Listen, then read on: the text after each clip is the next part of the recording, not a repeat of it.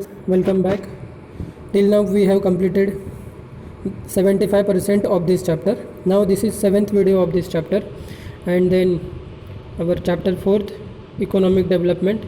So first we saw mixed economy. Then there are three parts of mixed economy: public sector, private sector, joint sector. Then we saw 5-year plans, and in that what was the fundamental principle of planning. There are some goals of plans. Then first, second, fifth, sixth, seventh, eighth and ninth. So total we saw 9 5-year plans, and every 5-year plan has its own provisions. So nationalization of banks, later on we studied nationalization of banks. Then background of nationalization. Okay, after that we studied 20-point program, and in that we saw how the Sunday was declared as holiday, and then there was conflict of Diwali bonus. So now we will move on to the next topic here. So do you know the working class has contributed culturally as well through folk theatre. Okay, so the working class has contributed culturally as well through folk theatre, folk art and literature. म्हणजे जे working class होतं, जे कामगार होते, त्यांनी फक्त कामच नाही केलं कारखान्यांमध्ये, तर त्याचबरोबर त्यांनी संस्कृती आणि सांस्कृतिक वारसासुद्धा जपला. संस्कृतीतही आपला भारतीय संस्कृतीत त्यांचा हातभार लावला. कशातून? तर फोक थिएटर म्हणजे लोकनाटिका. ओके, फोक आर्ट लोककला आणि लिटरेचर. सो नाव लिटरेचर मीन्स काय? साहित्य. त्या प्रत्येक भागात वेगवेगळं साहित्य होतं, तर जे जे कामगार शिक्षित असतील त्यांनी ते वाचलंही आणि त्यात काही भरही टाकले, स्वतः काही लिहिलंसुद्धा. सो अण्णाभाऊ साठे, शाहीर अमर शेख, शाहीर साबळे वर popular for their programs aimed at public education. तर हे काय नाव आहेत? अण्णाभाऊ साठे, शाहीर अमर शेख, शाहीर साबळे वर popular for their programs aimed at public education.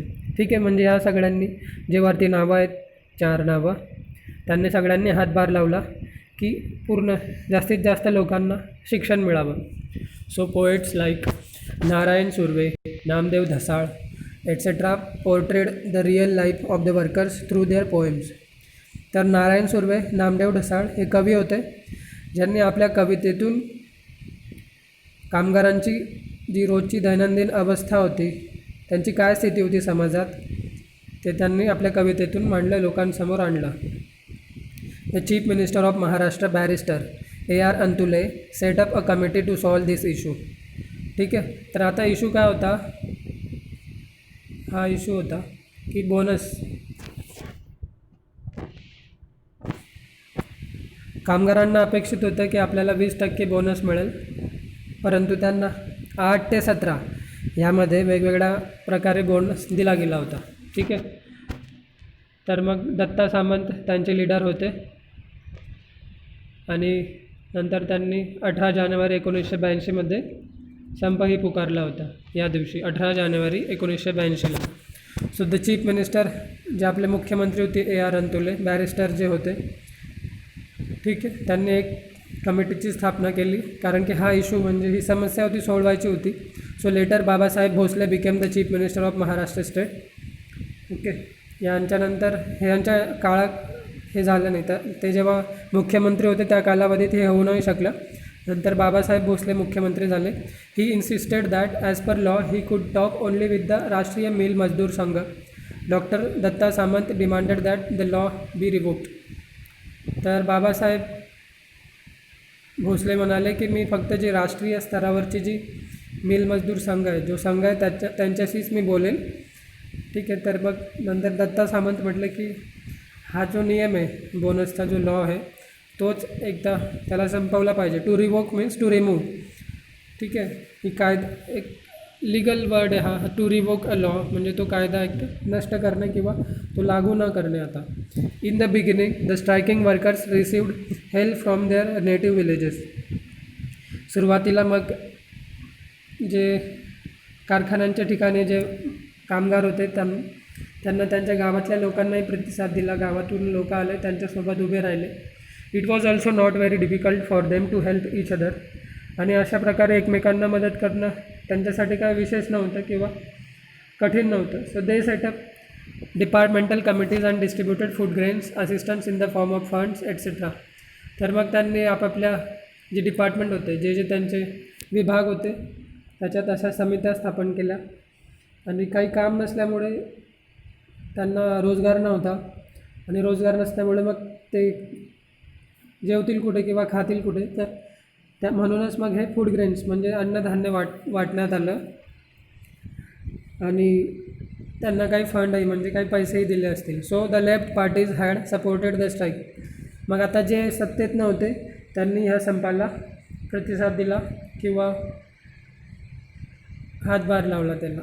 So as the strike dragged on, efforts were made to split the striking workers ranks. Okay.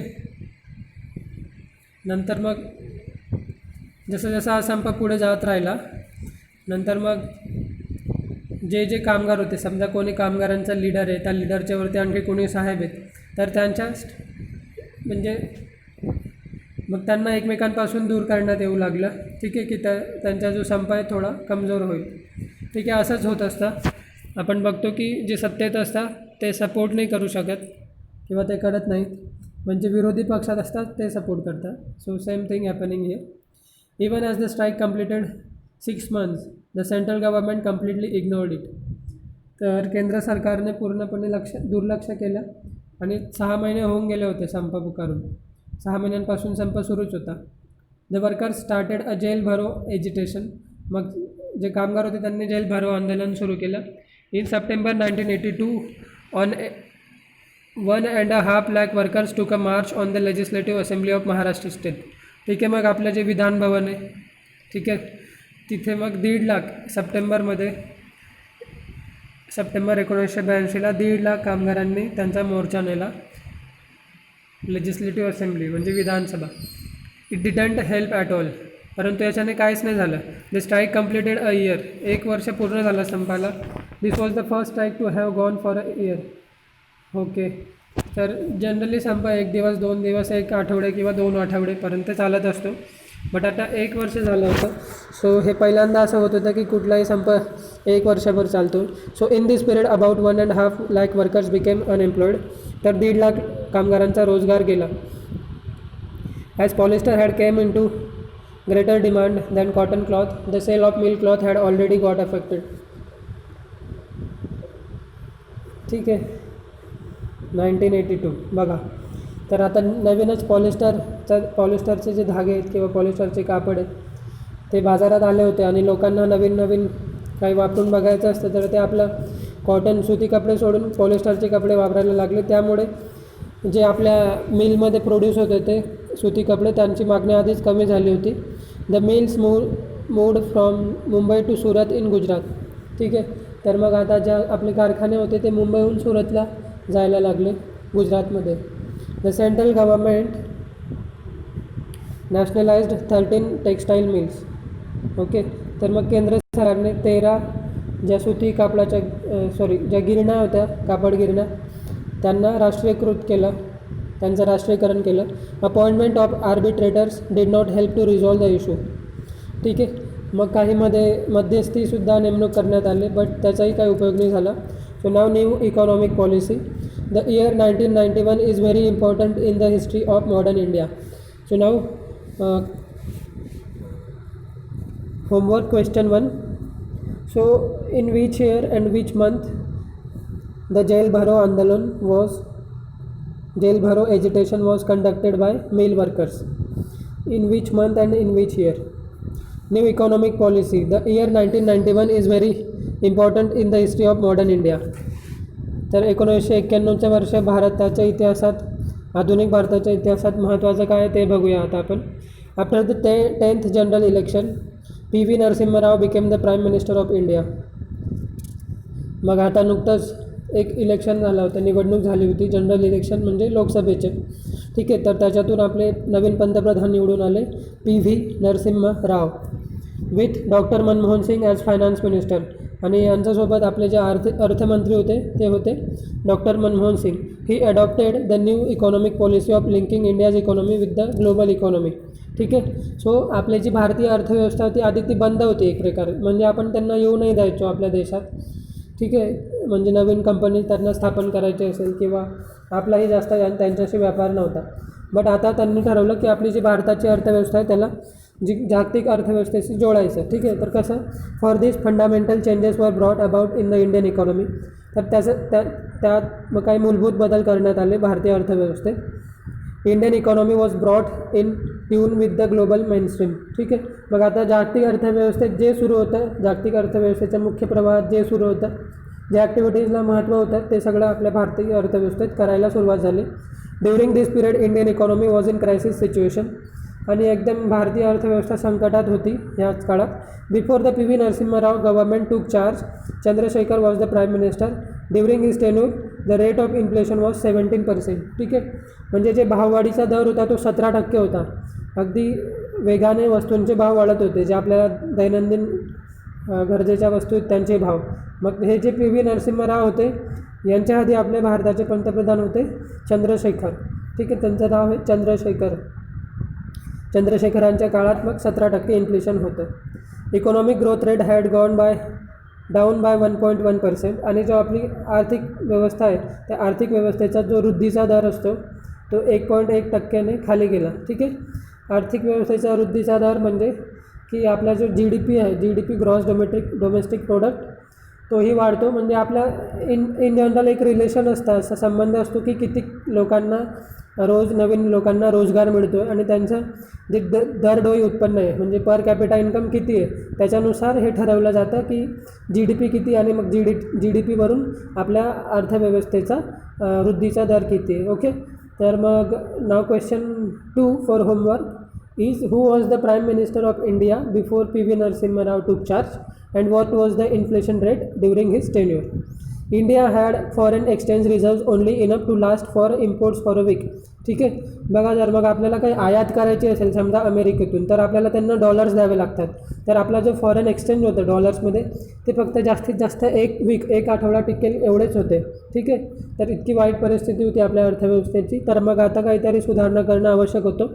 So it had become difficult to pay back its loan and even give the interest on it. ठीक आहे. तर मग आपण आधीच कर्ज घेतलं होतं, कर्ज घ्यायचं होतं आणखी, पण आधीचंच जे कर्ज होतं त्याची अमाऊंट आणि त्याचं जे व्याज म्हणजे इंटरेस्ट तेही द्यायला आपल्याला कठीण जात होतं. So in May 1991 the government had try to control the situation by selling some of its gold reserves and by mortgaging some. ठीक आहे. तर मग काही सरकारकडे जे सोनं होतं ते त्यांनी विकलं. ठीक आहे. आणि नंतर काही मॉर्टगेज, एक प्रकारे आपण गहाण म्हणतो त्या प्रकारे. So before the Chandrashekhar government the VP Singh government had incurred a liability of over 10,000 crore rupees on the economy by waiving off the loans of all farmers. ठीक आहे. तर मग लायबिलिटी म्हणजे काय, जबाबदारी. तर आधीच आपल्या अर्थव्यवस्थेवर 10,000 करोडचं एक लोन होतं. कशामुळे झालं होतं हे, तर चंद्रशेखरांच्या आधी VP Singh आपले पंतप्रधान होते, ज्यांनी सगळ्या शेतकऱ्यांचं कर्ज माफ केलं होतं. त्यामुळे हे असं झालं होतं. टू वेव ऑफ म्हणजे काय, माफ करणे. ठीक आहे. कर्ज माफ केलं होतं शेतकऱ्यांचं, तर त्यामुळे 10,000 करोडचं लोन होतं आपल्या अर्थव्यवस्थेवर. The proportion of internal loans of central and state government together to the gross domestic product was 55%. ठीक आहे. तर मग आता GDP जो आहे तो डिनॉमिनेटरला. Okay. The proportion of internal loans of central and state government. ठीक आहे. लोन अपॉन GDP जर केलं तर ते 55% यायचं. ठीक आहे. म्हणजे आता बघा GDP मोठा आहे, GDPची जी अमाऊंट आहे, बट लोन किती आपला जवळजवळ अर्धा लोन आहे. सो इतकं लोन असणं is not good for any economic system. So in 1981 foreign loan was 2350 crore dollars. ठीक आहे. 2350 crore dollar. This is a very big amount. 1980मध्ये अशी स्थिती होती आणि ते वाढून पुढच्या 10 वर्षात 8,380 करोड झालं होतं. At this time India had foreign exchange reserves only 100 crore dollars. ठीक आहे. तर आपल्याकडे फक्त 100 करोड डॉलर एवढेच फॉरेन एक्सचेंज होते डॉलर्समध्ये. Okay. So this also had background of the increased oil prices due to the invasion of Kuwait by Iraq. ठीक आहे, मग इराकने कुवेतवर आक्रमण केलं होतं. तर मग ह्या काळात काय झालं होतं, कुवेत आणि इराक या दोघांचं जे ऑइल प्रोडक्शन होतं ते कमी झालं. ऑइल प्रोडक्शन कमी म्हणजे सप्लाय कमी. सप्लाय कमी पण डिमांड जास्त. तर असं असेल, जर सप्लाय कमी डिमांड जास्त तर काय होईल, प्राईस वाढेल. तर आणि आपल्याला ऑइल तर घ्यायचंच होतं, तर आपण जास्त अमाऊंट पे करून ऑइल घ्यायचो. तर त्यामुळे मग हे लोन वाढत गेलं. Okay, it become difficult for India to raise a loan. ठीक आहे, मग आता एक काही लिमिट असतं की किती कर्ज घेणार तुम्ही कोणाकडून. बट आता now it became very difficult for India to get loans from other countries. So even the non resident Indian started withdrawing their deposits in foreign currency from India. आणि मग जे आपले भारतातून जे भारतीय नागरिक विदेशात गेले होते त्यांनासुद्धा आता कळलं की भारतीय अर्थव्यवस्था ढासळणार आहे. तर त्यांनीसुद्धा आपले पैसे काढले. काय केलं, started withdrawing their deposits in foreign currency from India. ठीक आहे, समजा तुम्ही अमेरिकेत काम करताय आणि तुम्ही जे डॉलरमध्ये कमाई केली, काही पैसे भारताला दिले, भारतीय अर्थव्यवस्थेला, आणि काही तुम्ही बचत म्हणून भारतात जमा केले. ठीक आहे, इन डॉलर्स. बट तुम्ही आता ते ठीक आहे, तुम्ही भारताला काही दिले होते, त्याला रेमिटन्स म्हणतात. ती जबाबदारी असते प्रत्येकाची, जे बाहेर जातात त्यांना द्यावे लागतात. ओके, बट जे तुम्ही तुमची स्वतःची सेविंग होती ती सुद्धा आता काढायला सुरुवात केली, कारण की तुम्हाला भीती होती की भारत सरकार आपले ते पैसे घेऊ शकतं. ओके, किंवा त्या अर्थव्यवस्था ढासळली की तुम्हाला ते मिळणार नाही. ठीक आहे, तर अशा प्रकारे लोकांनी सुरुवात केली आपली स्वतःची जी बचत होती, सेविंग होती इन डॉलर्स किंवा दुसऱ्या करन्सीमध्ये, जे भारतात त्यांचे पैसे ठेवले होते ते काढायला सुरुवात केली. सो रेमेडीज, आता काय उपाय केले गेले मग याच्यावर. P V. Narasimha Rao appointed doctor Manmohan Singh as finance minister in order to find way out of this situation. मग डॉक्टर मनमोहन सिंग यांना अर्थमंत्री म्हणून यांची नेमणूक करण्यात आली. So doctor Singh undertook many corrective measures. तर मग यांनी बरेच काही करेक्टिव्ह मेजर्स म्हणजे काय की चांगले उपाय केले. The situation began to change, आणि मग जी परिस्थिती ती बदलायला लागली. He removed the restrictions on foreign investment. ठीक आहे, बघा आता म्हणजे भारतात बऱ्याच अर्थव्यवस्थेतील लोकांची, अमेरिकेतील, युरोपमधील, चायनामधील कंपन्यांची इच्छा होती की भारतात येऊन त्यांची कंपनी स्थापन करायची, बट आधी ते अलाउड नव्हतं. तर मग आता यांनी ग्लोबलायझेशन करायला सुरुवात केली, म्हणजे ज्या बाहेरच्या कंपन्या आहेत बाहेरच्या देशातल्या त्यांना यायला परवानगी द्यायला सुरुवात केली. ठीक आहे, परवानगी द्यायला लागले. So he removed the restriction, म्हणजे त्यांनी जे रेस्ट्रिक्शन्स होते, काही अटी होत्या त्या काढल्या. ठीक आहे, फॉरेन इन्व्हेस्टमेंट भारतात सुरू झाले. So he restricted the licence system to 18 industries.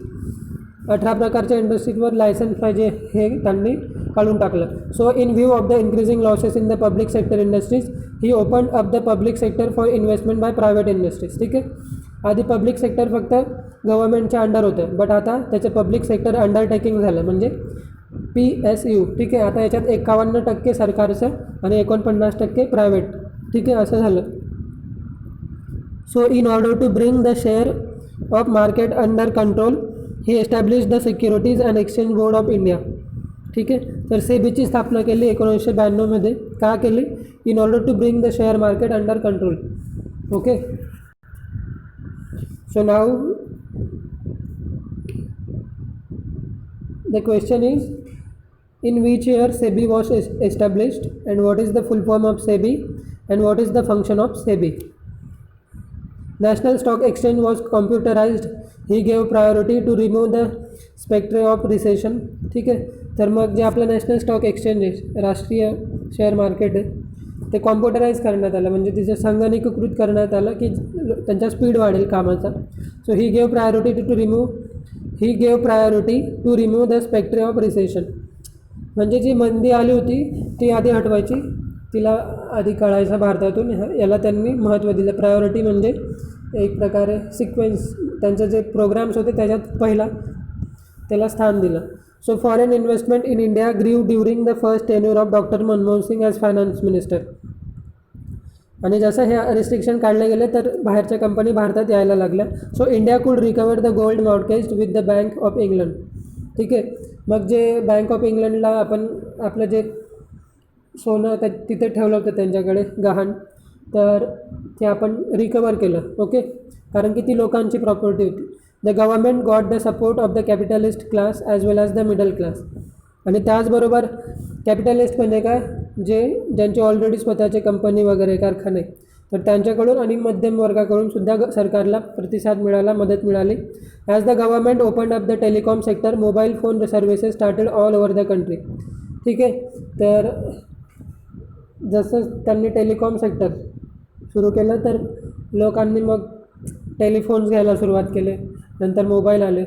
Okay, so doctor Manmohan Singh signed the agreement with the world trade organization and launched the policy of privatization, liberalization and globalization. ठीक आहे, याला असं लक्षात ठेवा, liberalization, privatization and globalization, LPG. ठीक आहे, so this is LPG. And then doctor Manmohan Singh signed the agreement with whom, world trade organisation. ठीक आहे, and then launch the policy of LPG. Now what is World Trade Organization?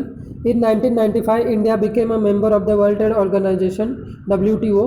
The organization had the following objectives: to free trade between countries, to put an end all those discriminatory law, to put to an end all those discriminatory laws, restrictions, rules and policies that are hurdles in the way of international free trade, and to regulate global trade with the help of formal multi-party mechanism. Okay, तर यांचं म्हणणं आहे की 1995मध्ये Bharat world trade ऑर्गनायझेशनचा सदस्य बनला, WTO.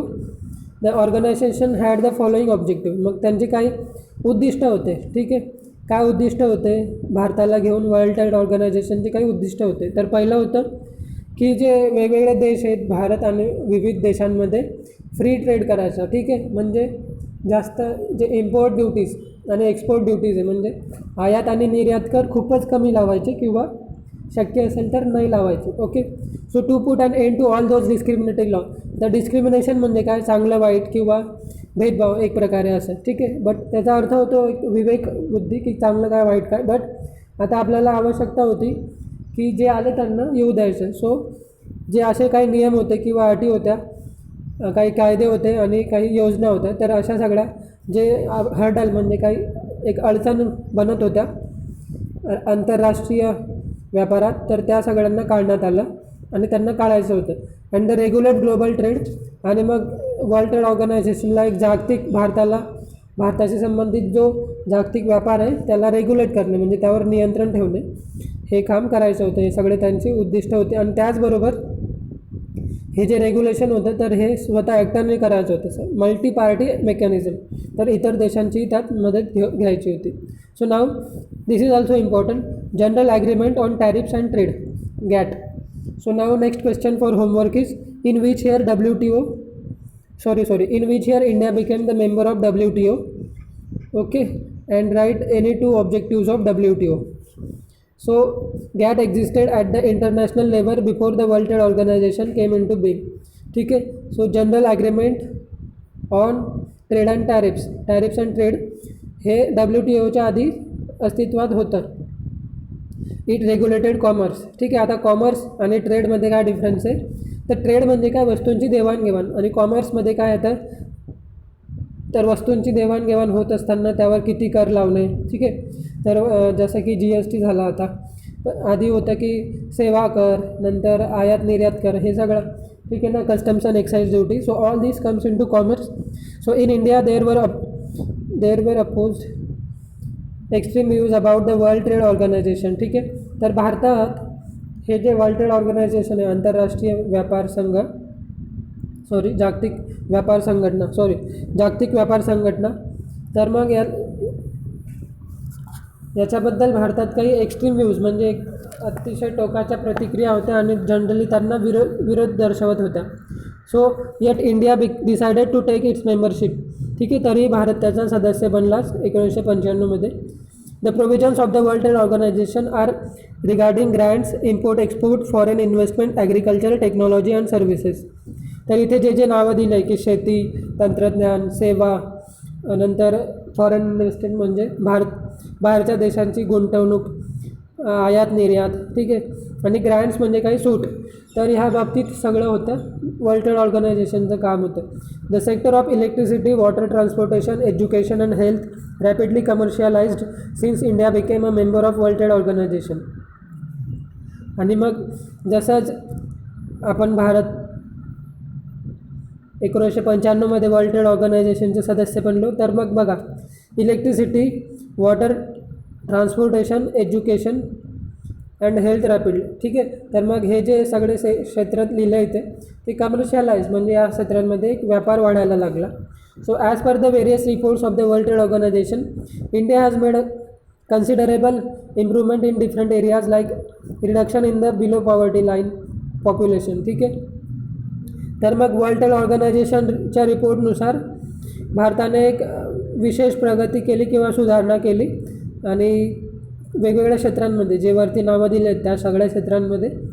आणि मग जे बिलो पॉवर्टी लाईन म्हणजे काय की एक दारिद्र्य रेषेखाली जी लोकसंख्या होती ती खूप जास्त होती. बट जसं आपण वर्ल्ड ट्रेड ऑर्गनायझेशनचे सदस्य बनलो तर लोक हळूहळू दारिद्र्य रेषेच्या वर येऊ लागले. म्हणजे ते अमाऊंट डिसाइडेड असते.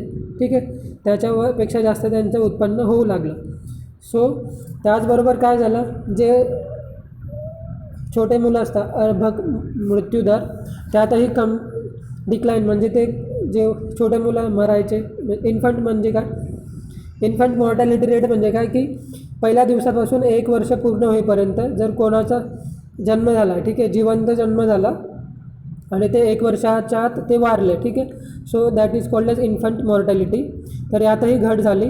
Availability of facilities regarding drinking water and waste water management. ठीक आहे. आणि त्याचबरोबर प्यायची पाण्याची व्यवस्था वाढत गेली. म्हणजे सरकार या क्षेत्रांमध्ये काम करत गेले. आणि जे दूषित पाणी होतं जसं की कारखाने वाढत होते आणि ते नद्यांमध्ये नाल्यांमध्ये पाणी सोडायचे तर सगळं पाणी दूषित व्हायचं. तर त्यातही आता मॅनेजमेंट होऊ लागले. म्हणजे जे वेस्ट वॉटर प्युरिफिकेशन जे प्लांट आहेत तेही एस्टॅब्लिश होऊ लागले. ठीक आहे. म्हणजे कंपन्यांवर कारखान्यांवर काही रिस्ट्रिक्शन्स आले. So India sign the South Asian preferential trade agreement SAPTA along the lines of World Trade Organization. So now next question for homework is, what is the full form of GATT? GATT. What is the full form of GATT? So now we will see. आता भारताने सॅप्टाचं सुद्धा एक सदस्य बनला Bharat. So what is SAPTA? South Asian preferential trade Agreement. म्हणजे जे दक्षिण एशियातले देश आहेत त्यांच्यामध्ये एकमेकांना प्रेफरन्स द्यायचा. आपापसात जो व्यापार होईल त्याच्यात काही ॲग्रीमेंट करण्यात आलं, काही त्यांना मान्यता तयार करण्यात आलं. ठीक आहे. तर हे जे मान्यता घेण्यात आलं एकमेकांशी तर त्यातही जे गाईडलाईन्स होत्या, ठीक आहे, वर्ल्ड ट्रेड ऑर्गनायझेशनच्या जागतिक व्यापार संघटनेच्या ज्या मार्गदर्शक तत्त्वे होते त्यानुसार हे सगळं झालं. Okay. So India removed the import restriction on several commodities for SAARC countries. ठीक आहे. आता सार्क कंट्रीज, आता सार्कचा फुल फॉर्म आणि SAARC countries this is very important.